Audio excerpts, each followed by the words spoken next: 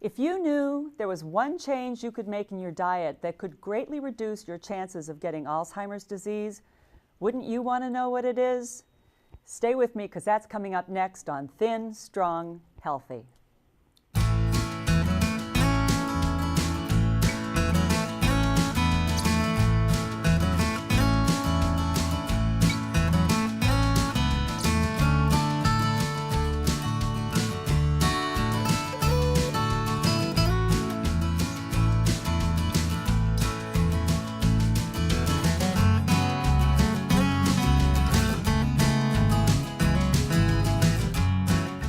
I'm Cheryl Major, and I want to welcome you to Thin, Strong, Healthy. Today on Thin, Strong, Healthy, we're going to talk about gluten. What is it? Why shouldn't you eat it? Or why should you cut back on eating it? And what can you eat instead? I'll take you to my kitchen a little later on, and I'm going to show you how to make a really simple, easy, gluten-free flatbread that's really versatile. I think you're going to love it. First of all, let's start by just talking a little bit about a little teaser at the beginning of this, talking about dementia and Alzheimer's and something you can change in your diet that can reduce your risk of getting Alzheimer's. They have shown in studies that people who have Alzheimer's, when they look at the plaque in their brains, there's this plaque called amyloid plaque that appears in the brain of people with Alzheimer's. And there have been links between eating gluten and amyloid plaque in the brain. So the link therefore becomes eating gluten can increase your chance of getting Alzheimer's disease. So we hear a lot about gluten these days. And what is gluten? Well, gluten is very simply a type of protein that's found in wheat. Some people can't process that protein. Some people have trouble processing that protein, and it happens to different degrees. But because there's been shown to be a link between gluten and Alzheimer's, we want to concentrate today on helping you understand how you can eliminate or reduce your gluten intake and not suffer. You know, nobody wants to suffer with their diet. So the wheat of today is not the wheat that your grandparents ate. You don't remember hearing about all this Alzheimer's dementia stuff years and years ago. I mean, it existed, but not to the degree, the epidemic degree that we see it today. And because it's related to gluten, and gluten is found in wheat, and wheat is in everything, we have to look at the kind of wheat that we have now. It's been hybridized to grow very quickly. It used to grow very tall, now it grows shorter, and it has also been hybridized to be higher in gluten content. Now, people with celiac disease are the people who have a highly allergic reaction to eating gluten. They cannot eat gluten. It is very damaging. It gives them terrible symptoms of IBS or irritable bowel syndrome, gives them body pain. It can cause certain types of intestinal cancers. It's very, very serious. And if you are diagnosed with celiac disease, you must get gluten out of your diet. You must become gluten-free.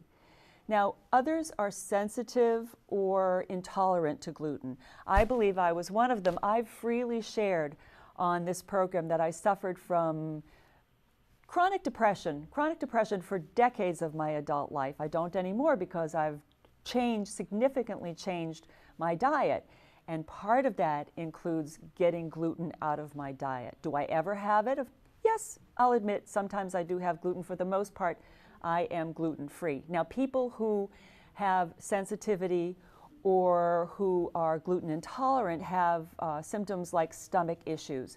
Again, it may contribute to depression. You can experience brain fog, inability to concentrate.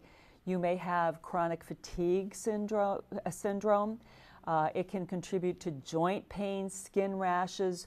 You can have weight loss. I recently talked with one of my coaching clients who has a granddaughter in Europe, and she was very, very sick, and they couldn't figure out what was wrong with her. She was losing weight, and they finally discovered that she has celiac disease. So they've eliminated gluten from her diet, and she's doing much, much better. So There's really no downside to giving up gluten. The only thing that you might have to do is you might have to supplement some B vitamins. But for the most part, it's only good to reduce or eliminate gluten from your diet. Gluten-free, now we see that as a buzzword everywhere. In the stores, they have entire gluten-free sections now. But remember, when it's a marketing ploy, a marketing buzzword, it's going to appear on the front of the package, and remember, that's for marketing purposes. That is not where the truth is told.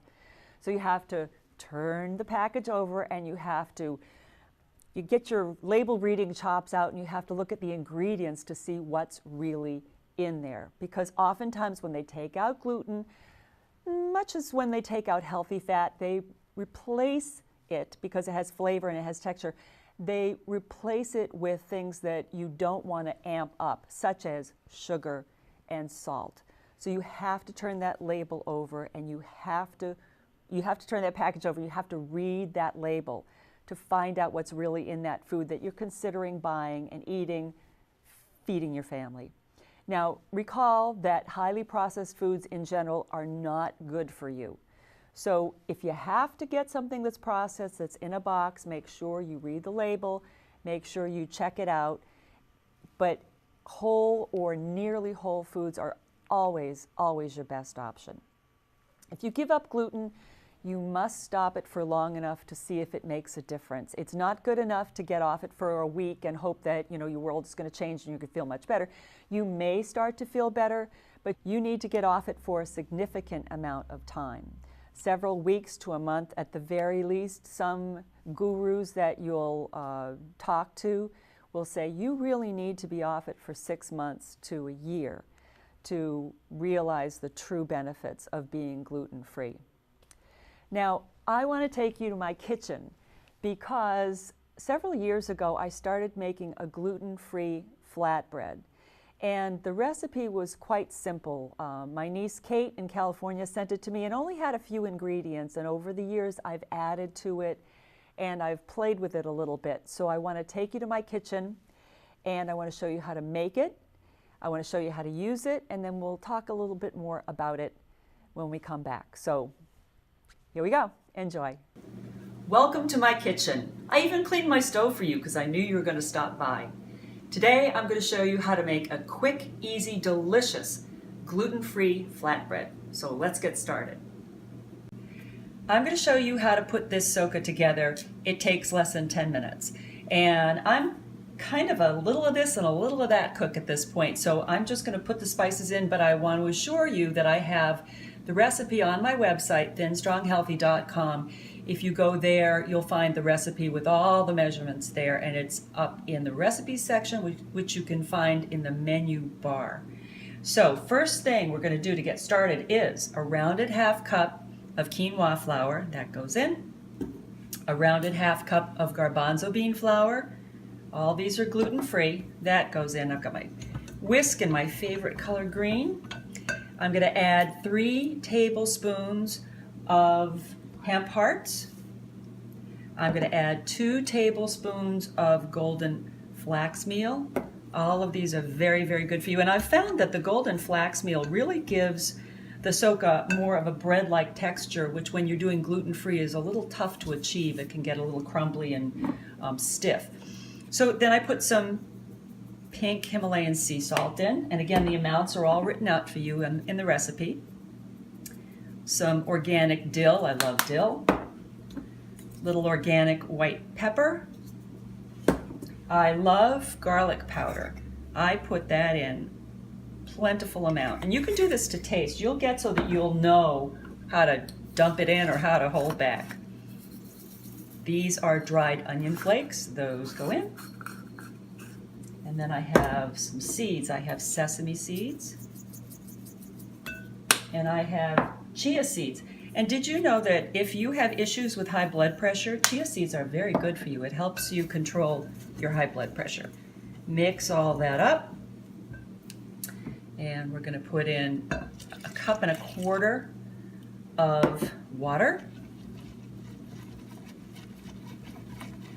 Mix that up, and then I'm going to add a tablespoon of olive oil, and be sure to buy your olive oil in glass containers. Keeps it fresher longer, and you want to look for a nice green color in your olive oil. And mix all that in. And that's all you have to do. Now, I like to add a tablespoon of Kalamata olive paste. That's optional. I also like to put on top some chopped, either the green olives or the Kalamata olives. But you can start with the basics, and then you can put, sometimes I put in sun-dried tomatoes too, so you can kind of make it your own as you go. So that's the basic recipe, and I don't think that took us 10 minutes. I don't think it even took us 5. So now we're going to head over to the stove, and we're going to put it in the pan and get it in the oven. We're over at the stove, and I want to show you how to prepare your pan. And we're going to get this soka in the oven so it can bake. The house will smell incredible, and we'll have a nice fresh soka to eat. So I use a cast iron skillet. I use a 10-inch cast iron skillet. This one's really seasoned because I use it all the time. I heat it up a little bit, and then I'm just going to put a little olive oil in there. Come on, there we go. A little olive oil in there, and we're just going to brush it around so that the soka doesn't stick. Now, I've used this pan for so long and so often that it's kind of crowned in the center.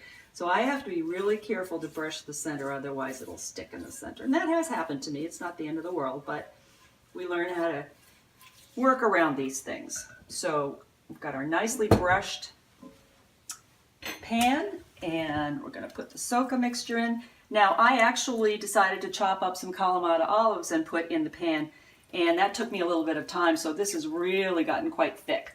It's usually not quite that thick, but it's going to be just fine. We're just going to move that from the bowl into the pan, and then we're going to spread it around and flatten it out. And again, this is a little stiffer than it usually is just because I took a little extra time. I kind of changed my mind and decided to put some olives in the mixture. And again, a lot of the time I'll use an olive paste, and I just take a tablespoon and put that in. That's really easy. It's a lot faster than chopping up the olives. And if you're in a time crunch or just feeling a little bit lazy, it's an easy way to get the olive flavor. I like the way the chopped olives look in there too, though. Okay, so that's all set. We're going to put a little more salt on the top, a little more pink Himalayan salt, my favorite and very healthy for you. And then, so it looks nice and we've got an extra olivey flavor, I've chopped up some Kalamata olives and we're going to sprinkle those on top. Makes it look nice. You can use all of them or you don't have to use all of them. I've got a few too many here, so I'm going to stop there. And one thing I've learned to do is to press the olives into the batter a little bit, otherwise they just get really crispy, and when you cut the soka and eat it, they just fall off, which kind of defeats the purpose of having them there. Okay, so we've got that pressed into the batter, and we're going to put this delicious batter into a preheated oven, 350 degrees. We're going to bake it for an hour and 25 minutes, and then what I do is I take it out. I don't take it out. I leave it in for an extra 10 minutes. I turn off the oven for that 10 minutes, and then I take it out. I take it out of the pan and I put it onto a baking rack to cool. So I'll see you in an hour and a half. Soka, as you recall, is a gluten-free flatbread. We've mixed it, we've put it in the oven, and now we're almost ready to enjoy it. We've been baking it for an hour and 25 minutes in a cast iron skillet at 350 degrees. When the timer went off, I turned the oven off and I left it in for an additional 10 minutes to get it nice and crisp. And it's going to be ready in just a minute. We're going to take it out of the oven. Oh, there it is right now. Let's see what we've got.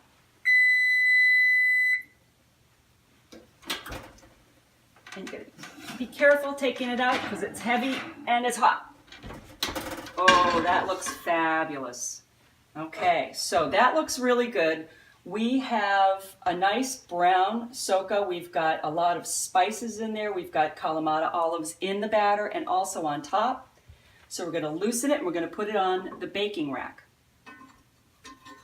And sometimes they come out really easily and sometimes you have to loosen them. This one's going to pop right out. Oh, nice of it to cooperate. I'm going to put it on my favorite baking rack, which actually happened to belong to my grandmother. So it's probably close to 100 years old. I think that's kind of cool. So we're going to let this cool a little bit, and then we're going to cut it into pie wedges. And we're going to eat it plain. If you want, it tastes great because we've got all those flavors in there. Or you can also do one of my favorite treatments and just put some nut butter on. I happen to love almond butter on it, or some guacamole. And sometimes I will chop up a little bit of it and put it under a fried egg in the morning for breakfast. So I hope you'll try Soka. I hope you'll let me know how you like it. And thank you for spending this time with me on thinstronghealthy.com. I'm Cheryl Major, and I'll see you in my kitchen next time. Okay, we're back. I hope you enjoyed that. I hope you got some good encouragement to try that yourself. And you can get that recipe on my website, which is thinstronghealthy.com. If you look at the menu bar at the top of the website, you'll see a recipe section, and it's in that recipe section along with other really, really good, delicious, interesting, gluten-free, sugar-free, good, healthy, fat-inclusive recipes. Now, I want to tell you a little bit about the variety that you can use, the different things you can do with this particular recipe. We've used it as kind of an hors d'oeuvre pizza recipe, and we've taken it to parties and served it to people, and they've asked us, where can I get the recipe? How can I make this? And we took that basic gluten-free Soka that you saw come out of the oven, and we put guacamole on it. We put chopped red and yellow peppers for color and flavor, and then we sprinkled dried onion flakes over it. It was a big hit. You can also do a sweet version of it. You can sprinkle it with cinnamon and allspice. You can put apples and fresh berries on it and have kind of a dessert version. I've used it as a gluten-free crust for a pizza and put tomato sauce. I love anchovies. A lot of people don't, I know, but I love anchovies, so I put anchovies. I put, I got to remember what I put on because I make it different ways, different times. I put sauteed mushrooms and onions. I put fresh spinach on, a little pepperoncini because I like a little heat with it. So you can use your imagination and you can make it, you can eat it plain with a little nut butter. I use almond butter. In fact, that's what I had for breakfast this morning. I was late getting out of the house. I just put some almond butter between 2 slices of Soka and off I went. And it gives you a good start to your day. Now, talking about gluten-free pantry. What are you going to look to have in your gluten-free pantry for baking? Now, there's a list on my website.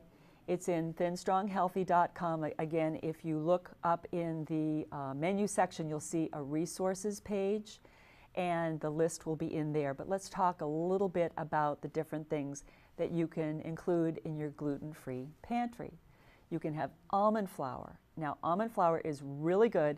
I use that for dessert cooking a lot, and I've got a couple of really interesting, delicious chocolate chip cookie recipes on my website that are made with almond flour or part almond flour. Sometimes I'll mix them, and you'll use, I have a pumpkin chocolate chip cookie recipe that's made with half almond flour and half oat flour.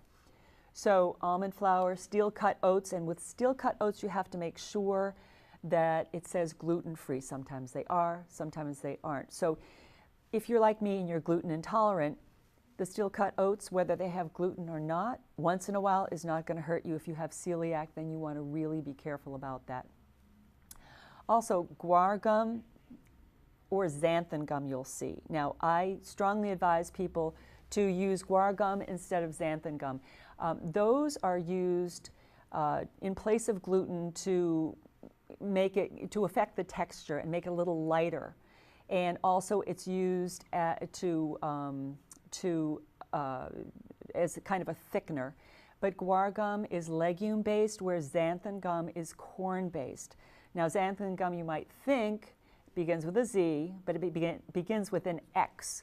And that's how I remembered that I don't want to use xanthan gum. I want to use guar gum because it's easy to get these things confused, especially when you're in the learning stages.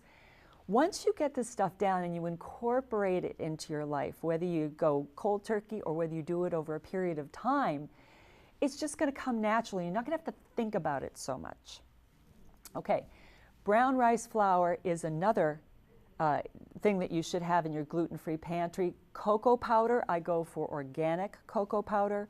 Chia and flax seeds, those are really good, really healthy for you. Chickpea flour, which was in the soca, and that's made from garbanzo beans, quinoa flour, and coconut flour. So those are all good things, and again, you'll find that list on my website. Now, if you've decided to go gluten-free, you want to avoid the following: wheat, kamut, spelt, barley, rye, malts, and triticale. And you also want to avoid anything that contains the word dextrin. For example, maltodextrin contains gluten. Now, dextrins are used in processed food products. They are a sweetener. So look for that. You want to avoid them anyway, but here's another reason for you to look to avoid them. Where else will you find gluten? I'm sure that's a burning question. Well, whether it is or whether it isn't, I'm going to help you understand that it's everywhere, because you need to be aware of how many things that you expose yourself to, how many products you eat contain gluten, that you'd be amazed. You would think that it would be in bread, cakes, pies because it's in the crust, cookies, crackers. But you will also find gluten in shampoo. You'll find it in creams. You'll find it in soups and lunch meats, and you'll find it in condiments like barbecue sauce. And I was amazed when I first realized this, because why would you put gluten in shampoo? So again, if you have celiac, or if you have extreme sensitivity to gluten, it's really important for you to read the labels, not just on the food that you're eating, but also on the products that you put on your skin. Remember, your skin is your largest organ, so you need to be very careful what you expose yourself to in your environment. So there's a book, and I'm going to put this up so you can see this slide. It's called Grain Brain, and it's by Dr. David Perlmutter, and I have a link there, thinstronghealthy.com/Grain Brain, and that will take you right to a site where you can buy that book, because if you're interested in learning more about gluten and how it affects your brain, how it affects your overall health, it affects your gut health too, and we're going to talk about that in a minute. But you need to get a book like this and read up on it so you understand. The more informed you are, the better, smarter a consumer you're going to be. And you have to advocate for your own health in our society. And this is a good way to do it. Learn more, get more educated about the things that you're exposing yourself to. Now, when you make any dietary change, I strongly urge people to journal. Get a food journal, track your changes, and how you feel. You'll think you'll remember when you started, how you felt, and what the stages were. You won't remember. I don't remember, and I'm pretty tuned into all of this, but life gets busy. So just get yourself a notebook, write down when you started going gluten-free, or how much gluten you eliminated and how you start to feel. It'll be really interesting for you to realize your energy level, your brain clarity, what's going on for you. It's a really good thing to track. Now, a few minutes ago when we were talking about Grain Brain, I mentioned a connection between grain and your gut. Now, gluten issues can really cause gut problems, and your gut is now thought to be, or called, your second brain, because they're finding out with research that your gut controls a lot of what goes on in your body. It does control a lot of stuff that goes on in your brain. It sends signals to your brain about, are you hungry? Are you full? It also helps control your mood. So it's really important to keep your gut in top shape. In my opinion, everyone should be taking prebiotics and probiotics. Now, I'll give you a little aside. I had been taking probiotics, and then last summer I ended up with a little intestinal bug, and it just got a hold of me, and I couldn't get myself straightened out, and I was really worried that I was headed toward being a person who had issues with IBS, or irritable bowel syndrome, because as my mother got older, she had to deal with that. So I got on the internet and did my research and read books and all of this, and what I discovered was that there's something called prebiotics. And prebiotics actually contain an insoluble fiber that feeds the probiotics and helps the probiotics do a better job. So I ordered prebiotics, I started taking them with my probiotics, and I will tell you that in a couple of days, I was fine. For me, it was a miracle, and I have shared this with my coaching clients. I have a number of them who have some IBS symptoms, and they report back to me that they have been helped immensely as well. I'm going to put up here the prebiotics and the probiotics that I take. These are links. And again, I never suggest anything to anybody, whether it's you out there listening or it's my coaching clients, unless I have tried it and vetted it myself. So these are the ones that I take every day, and I'm really happy with them. So just to wrap this up, I want to hear from you. You can email me at cheryl@thinstronghealthy.com. It's important to me to address during these programs the issues that are paramount for you, the questions, the struggles, the problems, the challenges that you have. That's why I'm doing this.